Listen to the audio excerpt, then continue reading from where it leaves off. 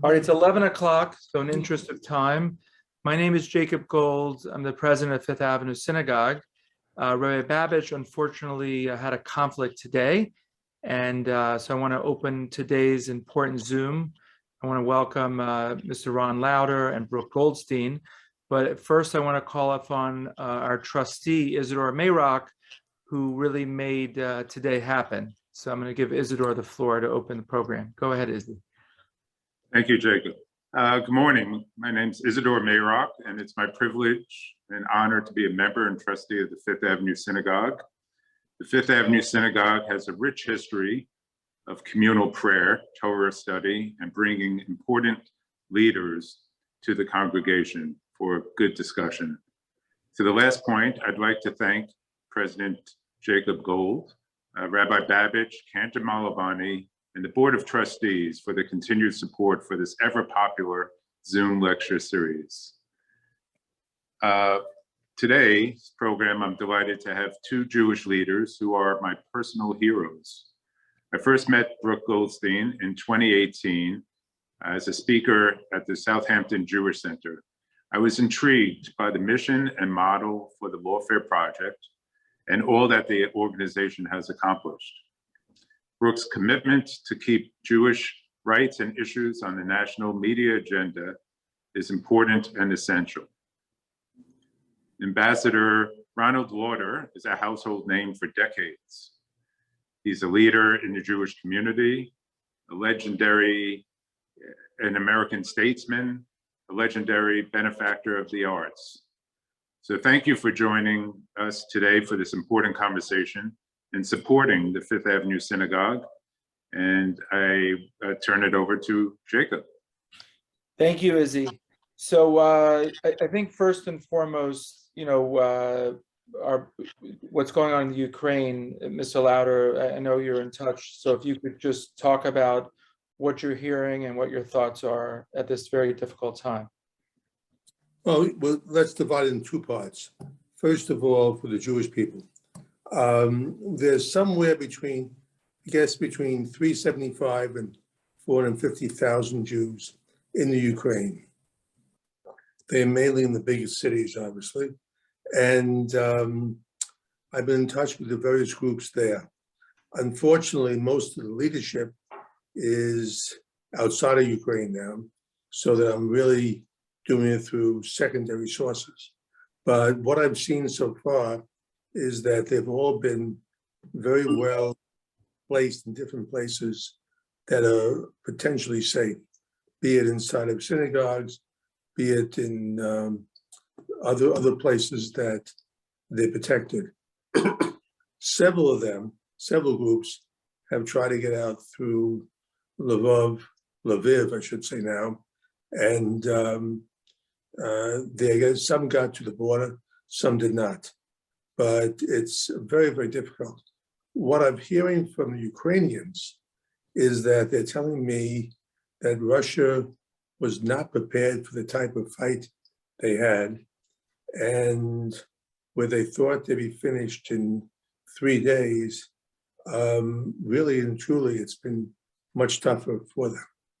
And a lot of the things around Kiev, where the fighting is today, as well as Krakow, it's street by street, and there's enormous amount of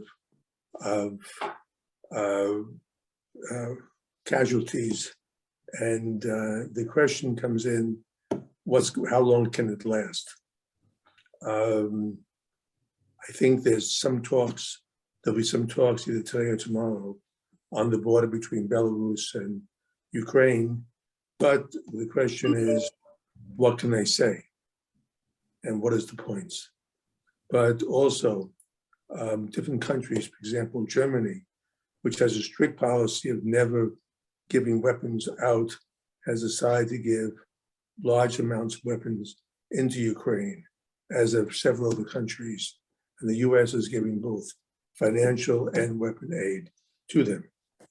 And this has caused the Ukrainian army to be able to withstand another couple of days. Obviously, they cannot finish. You can't win a war like this, and you can't win a war like this. The only thing you can do is make it to a standstill, which they're trying to do.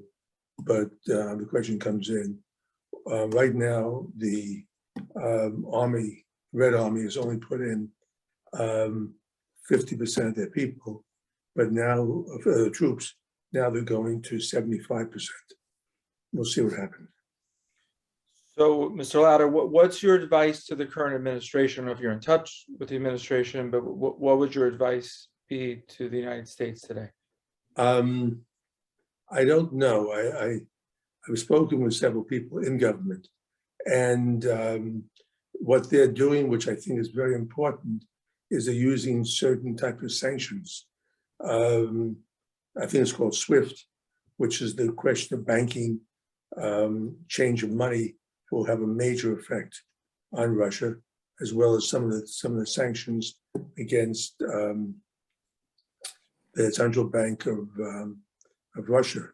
They've also, which is interesting, have put great sanctions on a lot of the people around Putin, including many of the oligarchs, and they've lost many of their investments outside of Russia.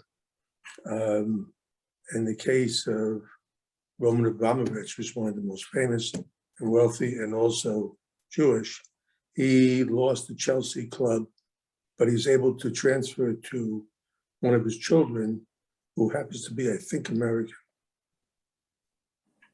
So, Mr. Lauder, we're an Orthodox synagogue, and you've done so much for the Jewish world philanthropically. I was just curious, for younger people or even older people on this call, if you could tell us, did your parents inspire you? What inspired you to be such an activist in the Jewish world? A man by the name of Kurt Waldheim. Strange as it may seem, Kurt Waldheim was Secretary General of the UN. And then they found out it was Nazi past. And he left and he went to Austria, where because of his Nazi past, he became president. He said in his famous speech, "I did nothing different than your fathers, your uncles, your brothers, and you shouldn't hold me responsible without holding them responsible." He won, and for the next 2 years of my ambassadorship there, I was very much being attacked for being Jewish, and there's nothing that makes you more Jewish than that. And the second thing was, I saw a school run by a Chabad rabbi, Rabbi Jacob Biederman, which had many Russian kids who were coming on their way to, out of Russia, on their way to Israel or US, and many of them decided to stay in Vienna, and these are the children. And from this school, I learned a great deal about the plight of Jews, and having been attacked all the time as a Jew, he made me a Jew. And from that, I started building schools and getting involved in all other aspects of Judaism. So I thank Kurt Waldheim very much for making me Jewish. Up until that time, very secular, assimilated Jew. Wow, thanks for sharing that. And you've done a lot of philanthropic activities, specifically rebuilding what the Nazis destroyed. Is that correct? Well, I was trying to rebuild Jewish life in Eastern Europe. And through my schools, we now have 40,000 kids who were Jewish in name only. And now they're very Jewish. And we're building Jewish community. We're building up places, even in Warsaw. There's a very small Jewish community. There still is, but it's starting to thrive. And other places. Prague is becoming a very strong Jewish place, as is Budapest, and even in Vienna, it's happening. And Sofia, and Helsinki, and all over. We've also opened about 7 to 10 kindergartens in Russia for Jewish kids, and it's an amazing effect. Wow, that's wonderful. Yeah. So we're on with Brooke, your partner in fighting anti-Semitism. Can you just run, Mr. Lauder? Great partner, by the way. I'm sorry? A great partner. No prisoners. She is great. So just give us the background, either Brooke or Ron, how you guys met and how long you've known each other for, please. I'd have to probably credit Malcolm Hoenlein for that. Malcolm was kind enough to introduce us, and I guess the rest is history. I just want to, first of all, say thank you for hosting this, Jacob and Isidore, for making this happen. I'm so grateful to be here. And I also want to mention that it's Mr. Lauder's birthday weekend. So Wow. a big happy birthday to him. He is my hero and a mentor along with Malcolm. And I really owe a great deal to Mr. Lauder. And I owe a lot to Brooke. Well, you guys are just getting started. You have a lot more good work to do. So Brooke, tell us about this Jew hatred movement that you're involved with, Mr. Lauder, please. Well, I'd hope it's not a Jew hatred movement. It's a movement to end Jew hatred. Correct. And that's really what it is. It's a civil rights movement. It's not an organization. It's not a 501c3. It's an idea and it's a concept. And the concept is that we must end Jew hatred in our lifetime using the same strategies and tactics that have worked for other minority rights communities. And it was born out of a study that we did about 2 years ago, where we examined Black Lives Matter, the New Women's Movement, the LGBTQ movement, and other minority rights movements, what their strategies, tactics are, what their messages are, how they're funded, how they're organized. And the goal is to apply what is working for those movements to the Jewish community. And, you know, if you think about it, there never really has been a Jewish civil rights movement in the West. And I'm talking about Jews for Jews as a minority community here. Okay, we've had Zionism, which is the movement for self-sovereignty in our indigenous homeland, which is Israel.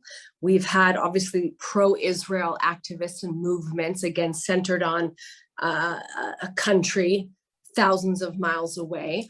And we had the Soviet Jewry movement that I know that Malcolm and Ronald were very involved in. It was very successful, but it was again for the rights of Jews elsewhere. End Jew hatred is about the rights of the Jewish community as a minority community in the West, deserved of equal protection, subjected to systemic racism, cultural appropriation. It's about what it feels like to be Jewish in the workplace and on campus right now. And it's about accountability through grassroots mobilization and direct actions that ensure consequences for bad behavior. And that's absolutely key. Through protests, through mobilization, the movement has grown so quickly and has successfully, ensured consequences for acts of Jew hatred. And that's why it's so important. So tell us about these, I agree with you 100%, but tell us about the consequences. How do you create the consequences? Well, okay. So first of all, it's about strategies to make bad behavior socially unacceptable, to make Jew hatred socially unacceptable again. You know, Black Lives Matter did not get rid of racism. The women's movement did not get rid of issues with males, but what it has done is made it socially unacceptable to engage in that type of behavior. And what we learned from the study were basically 5 things that we need to do in order to properly advocate for ourselves. The first is the idea of the movement has to be in the name. Okay, Black Lives Matter. If you're against Black Lives Mattering, you are a racist. But the way that we have thus far described ourselves is pro-Israel. We say if you want to be an advocate for Jewish rights, you have to be pro-Israel. That creates a binary. There's pro-Israel, then we recognize there's anti-Israel. And if I'm an objective person, I have to hear both sides and ideally come out somewhere in the middle. The second thing we learned was you have to speak the language of civil rights. What we're telling Jewish advocates to do right now is to go to campus memorize 15-page pamphlets on why Israel is an apartheid state. You basically have to get a law degree in order to win a debate and to be a pro-Israel advocate. And that's intimidating, and that's not feel-good activism. And what's happened is that Jewish students and youth are now going towards other movements, Jews marching for Black Lives Matter, Jews marching for gay rights, but they aren't marching for themselves because it doesn't make them feel good. It's not pride, it's not empowerment. The third lesson we learned was the organization of these movements is very bottom up. We are top down, we are very top heavy. We have big box organizations that are answerable to their donors and the boards, and everyone's very much operating in silos. And that served us well, but now we have to change tactics. These movements go into communities, they engage again in mobilization of activists, and they show support for them. If there is a Black activist in Brooklyn or Queens and something happens that's racist, you'll get the NAACP, Al Sharpton, everybody will show up for that person. But if you're, Abraham, whatever, in Queens, you're not going to get the same type of big box support. And the last thing was what you just asked about, Jacob, was ensuring consequences. The new women's movement, when they see a bad actor, like a Harvey Weinstein, for example, they focus in on that target and they engage in strategies to take that target down. Unfortunately, we are in a very target-rich environment. I can't even remember who, the Jew hater of the week was last week, this BDS vote or Roger Waters, or this swastika was drawn. And we're very reactive and running around to respond.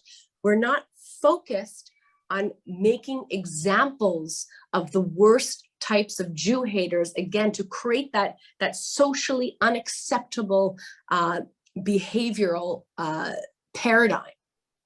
So how everything you said is dead on, but so how do you do that? I mean, doesn't it, what's your process to make that real? Well, number one, we have to unify, okay? There's only one Black Lives Matter hashtag. There's end Jew hate, end Jew hatred, no fear, stop anti-Semitism. We're all operating in silos because what we've set up are different communal organizations that see each other in competition with each other, in competition for donors. If this organization didn't come up with the idea, they're not necessarily going to join the other organization. So we have to be unified.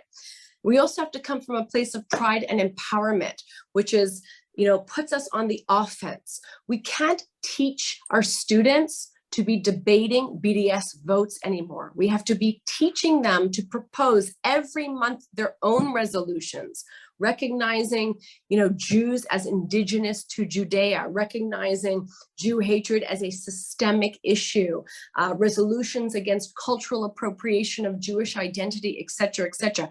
All of our efforts have to be focused on offensive advocacy for our rights as a minority community, separate and apart from Israel. Israel is very often used as an affirmative defense to discriminate. All right, they say, I'm not anti-Semitic, I'm just anti-Zionist. And that's a political position, that's not a civil rights issue.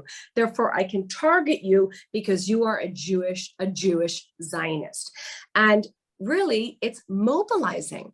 With the End Jew Hatred movement, we've had dozens of protests. We had a protest with 450 people with our chapter in Berlin that made the cover of every single major German news outlet, demanding that Jews be able to wear symbols of their identity without fearing for their safety. We had a protest, it was about 150 people outside of Zoom headquarters when they were hosting Leila Khaled, and we were successful in getting Zoom to kick Leila Khaled off of its platform, and then YouTube followed, and so forth. So again, you have to be able to empower a local community to engage in the type of action that imposes a consequence for a Jew hater, within their environment there. So would you be like a national umbrella that when something happens, people can go to you and you can enable them? Is that sort of the mission? Well, I mean, that's how these minority rights movements are operating, right? There is a central fund, if not two or three, that provide financial, legal, and strategic support to grassroots activists, no-name activists in their community. You don't have to have a pedigree, you don't have to be the head of, whatever organization in order to get the support that you need. And that's exactly what the End Jew Hatred movement is doing. And now I think I think we have over 25 chapters in different countries where we are providing that type of financial, legal, and strategic support to mobilize those communities to create real change on the grassroots level. That's amazing. So we talked to Mr. Lauder about what motivated him to be such an activist. What was your motivation to do what you do, Brooke? Well, look, I've done a couple different things. I made a documentary film about child suicide, homicide bombing, and that kind of launched my career in this space. And the motivation was to make sure that, well, put it this way, I recognize that the future of the Jewish community is intrinsically intertwined with that of our cousins and neighbors. And the hate education and incitement to violence and indoctrination and recruitment of Muslim children towards violence, if that continues, then there will be no peace. If 5, 6, 7, 8-year-olds are being taught in their schools to kill Jews, then when they grow up and become politicians and lawyers and activists, that will be the ideology of that society. And as an attorney, I also realized that this was the greatest, crime against humanity of all time, which is the destruction of the future of Muslim children for political purposes. The fact that Human Rights Watch and Amnesty International and Coalition to Stop the Use of Child Soldiers in the UN all, if not turn a blind eye, actively aid and abet the premeditated murder of innocent Muslim children in this way, just so they can harm Jews. This perversion had to be exposed, and that's what motivated me to get into this career, which then led me to a couple other things after the film. Thanks for sharing that. So Mr. Lauder, for someone that's been active, fighting anti-Semitism, do you feel, first of all, anti-Semitism is worse today than ever? Why do you think it's more talked about today than maybe 5 years ago? Let me first of all, now I realize how much I miss Brooke. She has me back in New York. She is great. But let me say something to you. The answer goes back to the generation right after the Holocaust. This generation saw what happened, and everybody saw what happened in the concentration camps. No one in their right mind wanted to be anti-Semitic or any way, shape, or form. They saw it and we thought anti-Semitism was dead. The second generation and the third, we're into the third and the fourth generation. These generations don't know about the Holocaust, though they do know, the Jews know, but they don't have the same feeling. Many of them are secular Jews, and all they hear about in school is how bad Israel is to the Palestinians. That's what they hear. And the fact is that what we have also is a divide between the Orthodox and the rest of Judaism. I've spent the last 5 years going to 40 countries, meeting with all the Jewish communities. In every community, there's a divide between Orthodox and the rest of the Jewish people. Orthodox represents in most communities less than 20%. The other 80% go from conservative to reform to secular. One of the things we have to do is we have to be one people. One of the things I'm talking about all the time is we have to understand, and I came from an assimilated background, so I know what it's like. I didn't go to Israel until I was in my 40s because I wasn't interested. These children of parents who really didn't understand the Holocaust, they're not teaching the children anything. The result is that the children don't have that feeling for Judaism that we felt, or our parents felt, or our grandparents felt, or for that matter, the people in Israel feel.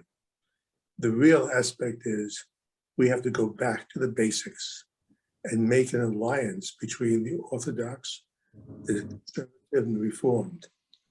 And the Lubavitcher Rebbe, who I admired and knew fairly well, was explaining to me there's no difference between Orthodox, Reformed, Conservative. He said it's just a question of how often you go to synagogue and what you do there. But the same people. And what happened to us is that we built a divide between Israel and the diaspora. It's happening more and more.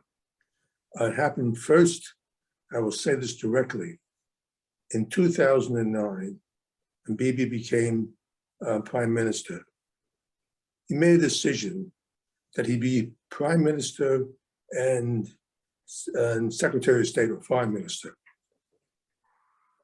The result is you're busy enough prime minister, you can't do the job as foreign minister. And for a period of time, up until very recently, there was no foreign minister. So the diaspora felt very much abandoned because there was nobody visiting them other than the World Jewish Congress. And we were there all the time, but in many ways, I was the foreign minister because the fact, I put a piece in, but the fact is that there wasn't this feeling. And then the question of who is a Jew? And we now know that 50% of Jewish people, particularly in America, are marrying non-Jews.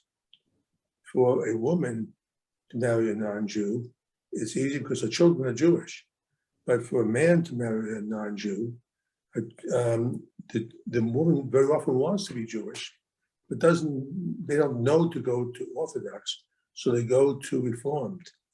And the result is they've been told that if you're a Reformed Jew and you have a Reformed change, you're not really Jewish. It has a strong effect on people saying, hey, Israel doesn't want me. And we know in Israel that if we go there, there's no place for us to pray at the wall because we're secular, things like that. It's having an effect. Brooke and I may agree or disagree on this, but we all are trying to accomplish the same thing.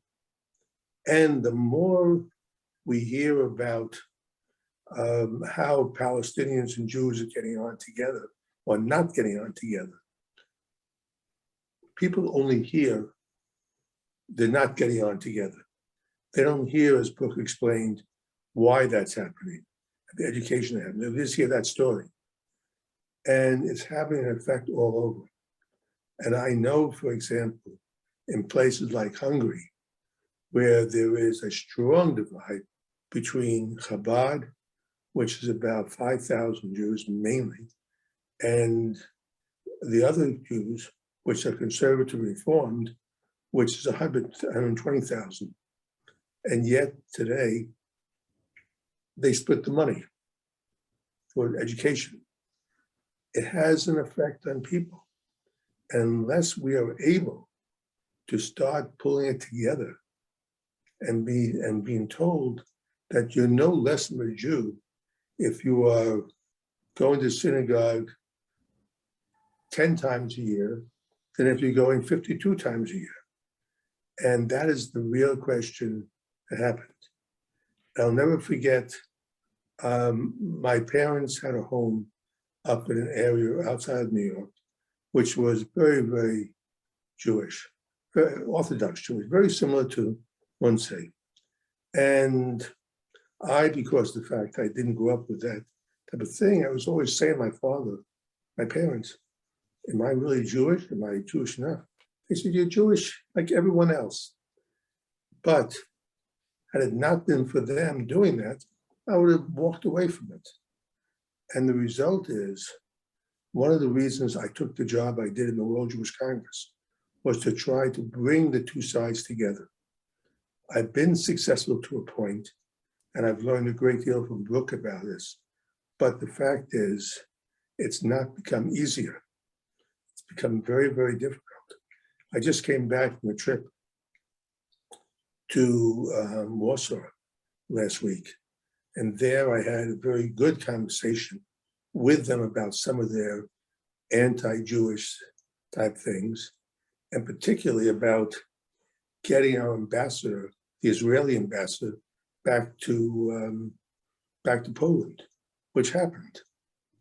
Happened 2 days ago, 3 days ago. The real aspect is we have to work together. We are one people, from the most orthodox to the most secular, from the most liberal to the most conservative, one people. And we keep forgetting that. And the elections right now in Israel are between religious and less religious. And it shouldn't be that way. It should be one people. It used to be the questions between Labor and Likud, and it wasn't between religious and non-religious. We were one people. More and more today, it's two different groups. That is going to hurt us. And one of the things I wanted to preach all over is we must be one people. And So, I have schools that are Chabad, I have schools that are secular, Jewish schools. so you mentioned, so the Holocaust, which was the worst tragedy, brought Judaism together to go forward. And that's kind of when our synagogue was founded over 60 years ago. But what I wanted to know is, what Brooke and you were working together on anti-Semitism, isn't that enough? In other words, Orthodox, Reform, Conservative, even an atheist Jew, Hitler didn't discriminate what religion you kept, right? He killed all Jews equally. Right. So even though anti-Semitism is on the rise and it's bad, isn't that enough of an impetus for you and Brooke to unify Jewish world? We can unify. Brooke and I, if we had a chance to do it together with no one else, it would be done. The question is, we have to do what we can between the Orthodox and the non-Orthodox to come together. Israeli politics should not be Orthodox against non-Orthodox, is what we're seeing today. We have to stop playing politics with our people. We have to have Jews in Israel reach out to Jews all over the world. And very much, there hasn't been a foreign minister to go to these 40 countries. Every one of these 40 countries I've asked, when was the last time you saw a foreign minister or the prime minister here? And with only 3 exceptions, they had not seen either one. They've seen me. And I do it. The question is, I'm not Israel. I'm everything. And I can't put the things together the way I should. And it's very, very hard. This is what I'm looking for from your synagogue, which I admire very, very much. What I'm looking for from Brooke, what I admire very, very much, and what we have to do. Now, you can be for a 2-state solution and not a 2-state solution, but you have to be able to balance the 2 pieces together and say, we may have our disagreements about 2-state solution, but no 2-state solution, but we do have an agreement that we have to work closer with the Palestinians than we do, and we have to reach out to Jews and let them know when they come to Israel, they're as welcome if they're Orthodox and non-Orthodox. And also, I think it's ridiculous that in Israel, if someone wants to get married and is not Orthodox, they have to go to a different country to get married. What is that saying to people? What is that saying to people coming in there? And I'm sure that if Brooke came in, not as an Orthodox, but as a very secular Jew, she may find a very different reception than she did for that. This is what we have to look at. So I'm sure through your funding, Mr. Lauder, I mean, you fund so many organizations, but aren't you funding like outreach and warmth? I mean, isn't it more about Jews respecting other Jews and, being inclusive, teaching, educating? I do, education is the future, and that's the most important. We are just setting up. I have all different types of things going on, education, from Israel to most of the countries, diaspora. We have 37 schools going at the same time, and we're opening up schools all over Western Europe now. But we started a new division within World Jewish Congress on education, and we're looking at education in the United States and looking at the 900 Jewish schools and how could we build them and make them stronger. We want a chance that every Jewish child who wants to go to a Jewish school can go there. And if they can't afford it, there should be a scholarship fund that allows them to go. They have to fight it. Now, I must tell you, we changed fighting anti-Semitism. We've taken Brooke's point of view and saying, end Jew hatred. It's been much more effective. If you say to someone, you're not an anti-Semite, you're a Jew hater, they go crazy. If you call them anti-Semite, everyone's anti-Semite, they think. But to call a Jew hater, they're embarrassed. And the other thing is, what we've concentrated on in America are the Jewish people. If you mix the Jewish people and Israel together, you get a mixture. We're fighting anti-Semitism and Jew hatred in America. And then once you get a strong group of people, then you can go on to fighting the battle of Israel. But Israel must fight the battle also by reaching out. So talk about anti-Semitism, America versus Europe. Is it much worse there? Is it the same? What do you see? America today is overtaking Europe and being more anti-Semitic. It's very close now. You have the three most anti-Semitic countries, US, France, and Germany. The least anti-Semitic country happens to be Russia. That's a whole different thing unto itself. But the real aspect is, I just did a whole thing in Germany on anti-Semitism. I was on all TV channels, and we're bringing Germany down. France is a whole different thing. And the people who are leaving France, there's a lot of aliyah, but from French people, but they're mainly the Orthodox because they can't stand what's going on. But the non-Orthodox or secular Jews are becoming less Jewish, even more so, because they say there's no future in Judaism. And that we have to change, have to work on. Why would they think such a thing? Because they don't see any leaders talking about being Jewish, because the major leaders there are Orthodox.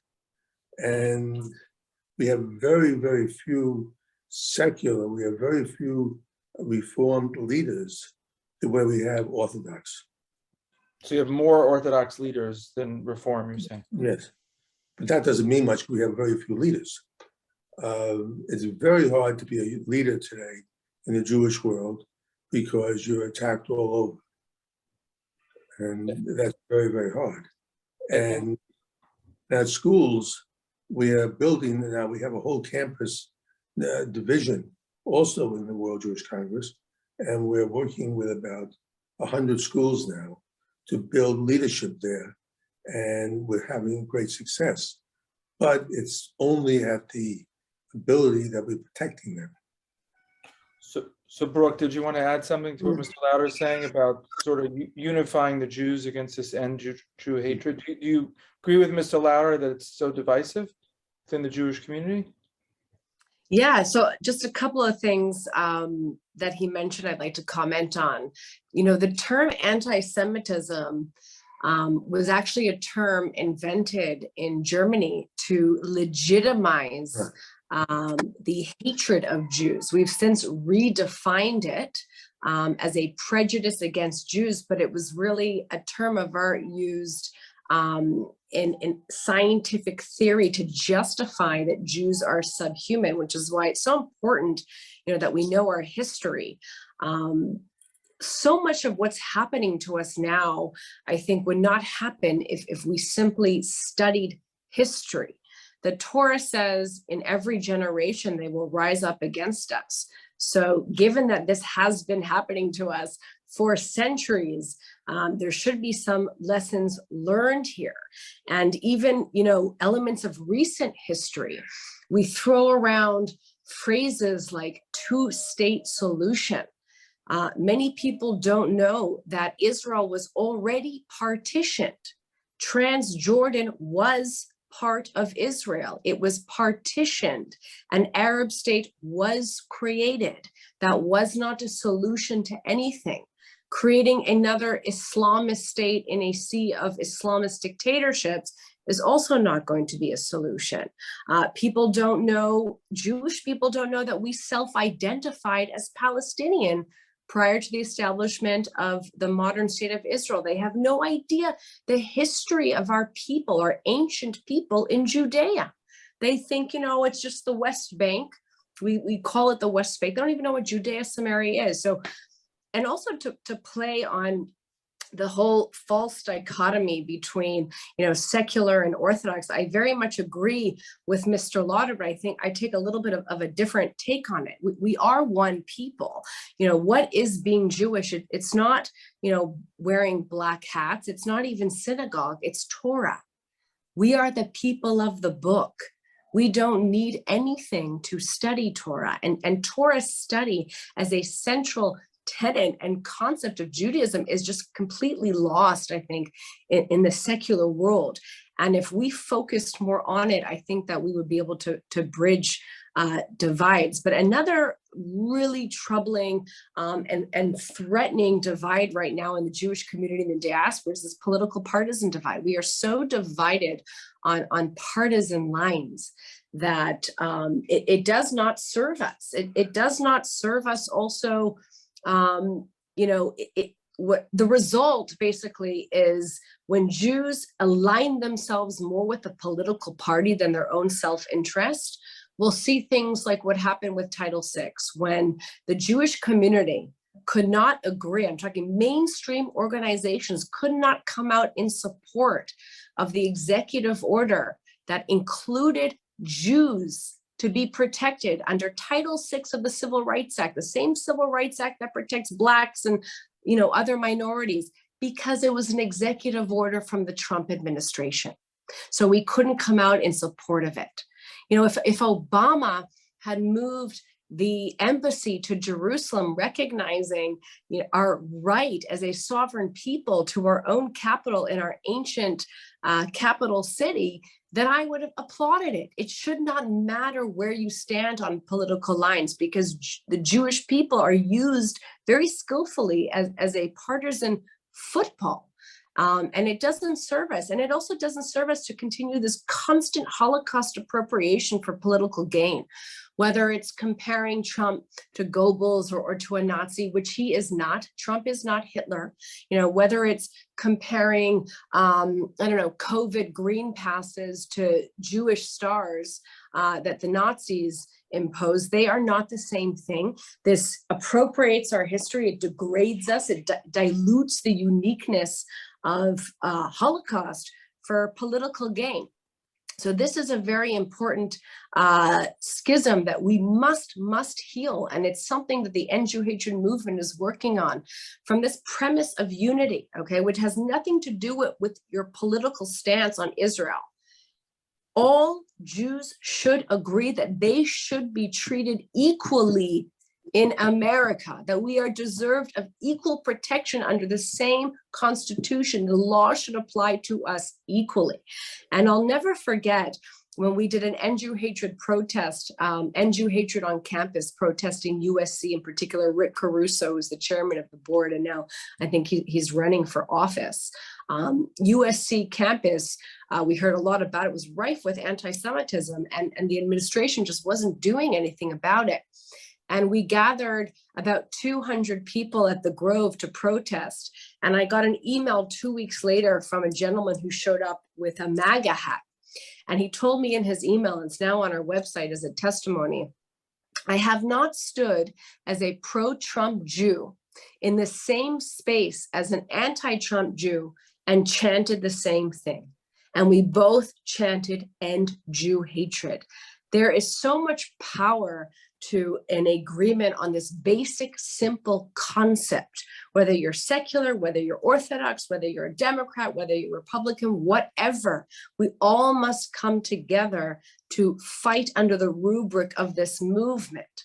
I'm not the leader of this movement. The movement does not belong to me. It belongs to everybody who wants to participate. And that's it's a seismic shift in the way that Jews have organized and thought about themselves in terms of their advocacy. Thank you. Can I say something about politics? What happened in politics is because of Trump's divisiveness, mainly. We saw something that's very strange. Today, I did a poll 2 weeks ago between Republicans and Democrats. I found out that 37% of the Democratic Party, only those on the far left, felt that Israel had no right to exist. 37%. If you go on the Republican Party, on the far right, you have 12 to 15%. Now, the question is why that happened. It happened because the people on the far left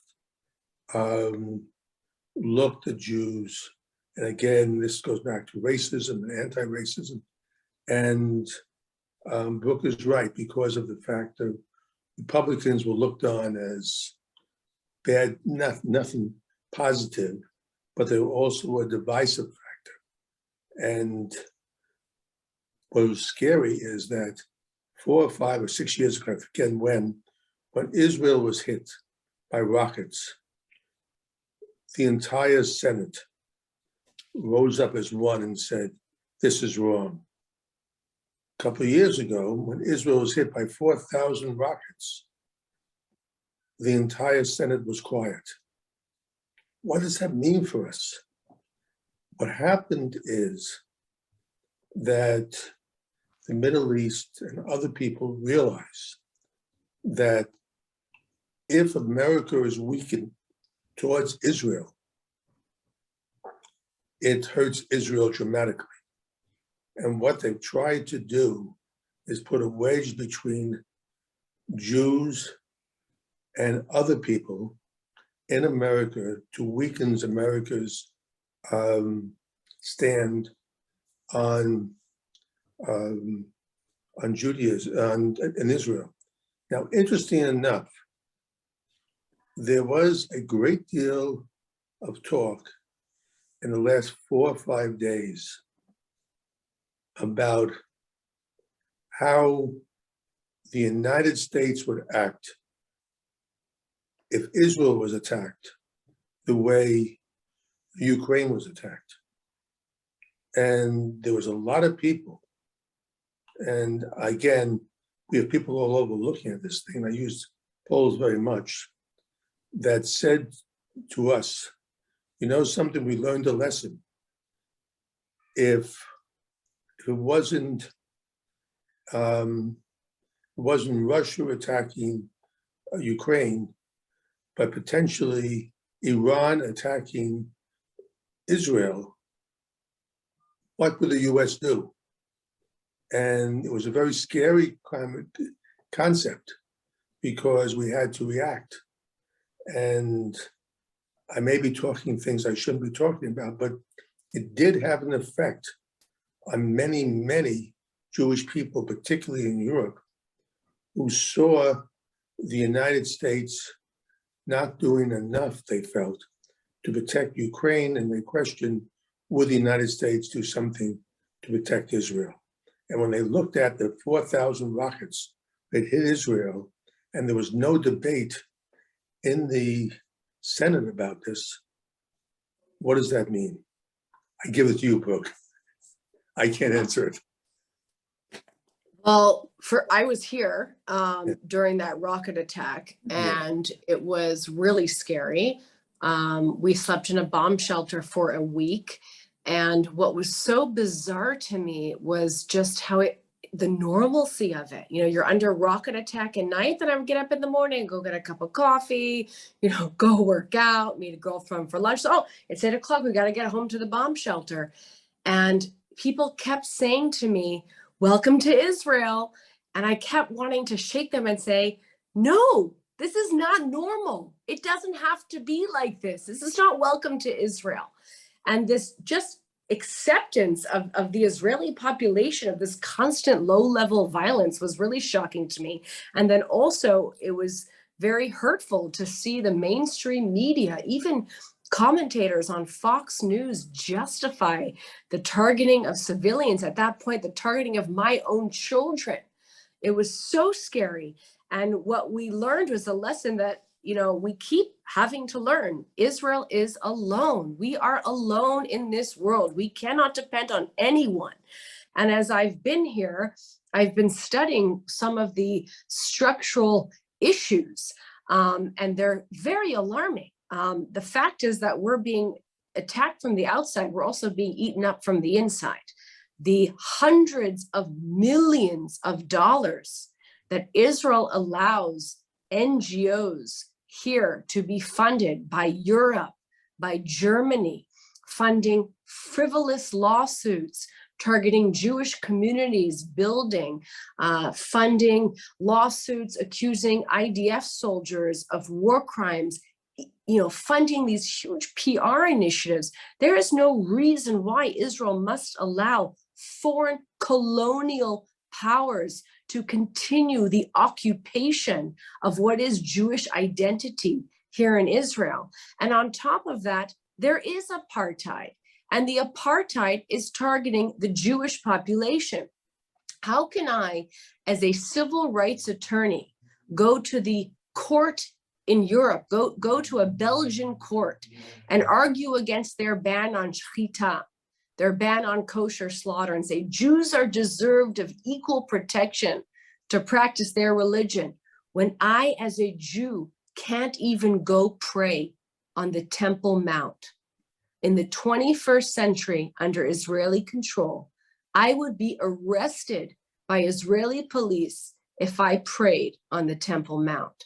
If I am a Jewish person who wants to build a home in Judea and Samaria next to the Maccabean caves, where my ancestors fought against foreign colonial oppressors, I am deemed illegal by the Israeli government. And yet they allow Europe to fund the building, the expansive, unimpeded building of Muslim homes. And the only difference is religion. It's racial discrimination being imposed by the Israeli state. Now, one of the reasons that happens, and I've just learned this, is that the Israelis don't apply Israeli law in Judea and Samaria. They apply Ottoman law. So the municipal courts and the administrative bodies there are actually applying a mix of British and Ottoman law. And Ottoman law, which is obviously Muslim law, says that if a Muslim and a Jew are in a land dispute and neither the Muslim nor the Jew can prove title or deed to the land, which is obviously the case because these mountains and hills are barren and uninhabited for thousands of years, then the law says it automatically goes to the Muslim. So you have Israeli courts applying Ottoman law that expressly favor people because of their religious ethnic identity. And that is in the 21st century. It is remarkable to me. That is scary. And we have 5 minutes left. The interesting thing is, that if there is a Jew and Muslim fighting over a piece of land and the court rules for the Jew, the next day in all newspapers, the title is Jews taking Muslim land away from them. So it's a But they did question. that anyway. No, but excuse me. I agree with you, Brooke. So You're on the same team. but the But real, let me say one thing, because we have a case right now that I believe will make it to the Israeli Supreme Court, where we are actually challenging this law as discriminatory. And what we're asking is what every other Western democracy does. If there are two people who cannot prove title, then the land becomes state land. That is what modern secular democracies apply. And that's what we're asking Israel to do. It's not no man's land. It's not the Wild West. It's state land.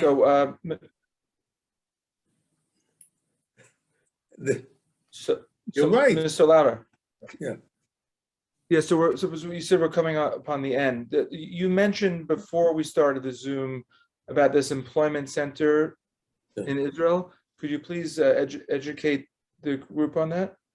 Okay, we a few years ago, like 5, 6 years ago, I was speaking with the head of Ben Gurion University, and he told me that only 3 kids out of 12,000 or 10,000 was staying in the Negev. Most of them going back because there was no reason to stay in the Negev. So we opened an employment center. We found the 400 leading businesses in the Negev, and we said to them, we would like you to employ students from Ben Gurion that you find jobs for. And lo and behold, over a 3 or 4 year period, we found 1,700 jobs. We've just opened one in the gallery, and we expect to have the same type of thing. And we're opening one interesting in the Bedouin area where Bedouins would find jobs. And perhaps someday in East Jerusalem where people in East Jerusalem would find jobs. The real aspect is for us to work together to build people's future. And I believe in what Ben Gurion said very, very much, that part of the future of Israel is the Negev. And for that reason, I just built a home in Beersheba, where I would like to live, to show very, very much that the Negev is so important for the future of Israel. That's wonderful. And, Thanks for sharing. Mr. Laki, can you talk about, in life, there are rabbinic leaders or role models. So you had a great relationship with Rabbi Besser. Can you talk about how you met Rabbi Besser and what an impact he had on your life, please? Rabbi Besser had the greatest impact in my life. He met me just at the moment when I was becoming Jewish. And through him, I learned a great deal about the role of education, a role of working together. And although he was a very Hasidic Jew, he reached out to all Jews, and for that was amazing. One of the things he did for us, we knew that there were many, many children who were given over to Catholic families for safekeeping at the end of, beginning of 1939 to 1941, 42 in Poland. He spoke Polish. We went over a 2-year period to very, very much homes all over Poland, Rabbi Besser, and we put an ad in the paper. If you found out you're Jewish, come to this place. For example, in Katowice, 146 people showed up. And what he taught me very, very much is every Jew is important, be it the most secular or the most Orthodox, they're all important. And he said to me, don't worry about the Orthodox because they know what to do. Worry about the secular and the Reformed because they may not know enough. And let's do everything we can to educate them. And that is the key. And that's what drove me very much. And he accepted me because he found me very not religious, but by the time I finished with him, I think I was more religious than I ever thought possible. But the fact is, he taught me also we're one people. And that's also what the Babasha Rebbe spoke to me about. We're one people. And that is what has to be done. We have two questions. One is Israel and one is Jewish world. If the Jewish world can come together, there's no end to what we can do. If we're not together, we'll have problems. Agree. That's a great mission statement, and I know you and Brooke have done a great job, and you'll continue to work on that mission statement. So, as I mentioned earlier, we were in the midst of a renovation of the synagogue, and we plan to be up in September. But I hope we can have both of you maybe for a Friday night dinner, Brooke, when you're in New York with Mr. Lauder. And, we want to open our synagogue to all Jews and engage them in Judaism and activism. So I want to thank you both for your precious time today. Is there anything, Brooke or Mr. Lauder, that you wanted to cover today that we missed before we end formally? All I'd like to say is it's a pleasure speaking with Brooke.